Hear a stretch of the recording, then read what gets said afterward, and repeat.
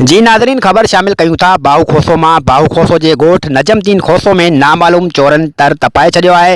राति नामालूम चोरनि जमियत उलमा इस्लाम जे अॻुवान हाफ़िज़ मोहम्मद रहीम खोसो जी दुकान जा ताला तोड़े लखें रुपयनि जा सामान चोरी करे फ़रार थी विया आहिनि। ॻोठाणनि पारां वधंदड़ बदअमनी ख़िलाफ़ एहतिजाजी मुज़ाहिरो कयो वियो आहे। असां सां टेलीफोन लाइन ते मौजूदु आहे ज़ाहिद कंडराणी। जी ज़ाहिद, छा तफ़सीलात आहिनि? तफ़सीलनि खां आगाह कजो।